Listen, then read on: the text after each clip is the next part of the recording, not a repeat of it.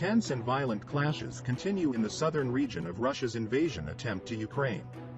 Unsuccessful in the ground operation, the Russian army is trying to conduct reconnaissance studies in the region and uses a large number of unmanned aerial vehicles.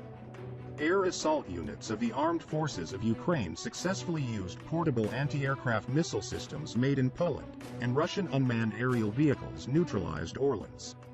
The paratroopers of the Ukrainian armed forces continue to effectively destroy the air targets of the Russian invaders, the Ukrainian Armed Forces Assault Units Command said in a statement. The images show the use of a modern portable anti-aircraft missile system PORAN manpads. Soldiers of the 95th Separate Assault Brigade shot down unmanned aerial vehicles with a successful shot at Russian air targets. The fighters of the Territorial Defense of the Armed Forces of Ukraine also took part. Orlan 10s, which made a reconnaissance flight in the Donbass region, were caught by the Ukrainian radar systems and neutralized. Orlan 10 is a Russian multi-purpose unmanned aerial vehicle complex. The complex consists of a base station and several drones.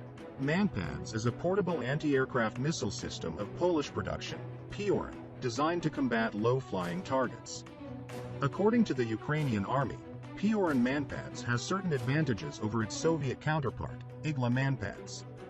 PORAN is a deep modernization of the Polish Grom complexes manufactured by Mesko. During the modernization, the sensitivity of the infrared homing head was quadrupled.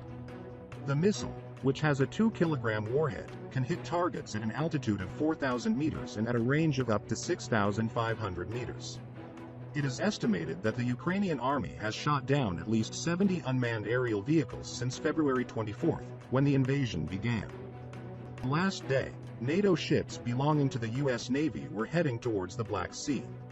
While these developments were taking place, Russia had withdrawn a large number of warships and landing craft to the port of Crimea.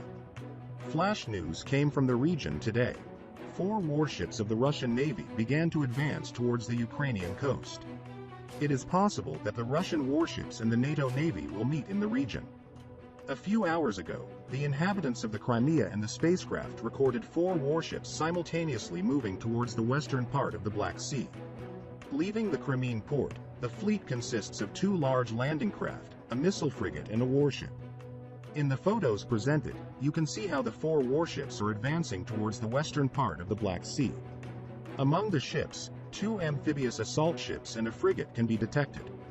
At the same time, the route and final destination of the ships are unknown until now. To date, this is the largest group of warships seen in Black Sea waters in the past few weeks. This raises a number of questions about what kind of tasks should be performed, especially since we are talking about large shipments of goods or large landing craft designed for the transport of military equipment and military personnel.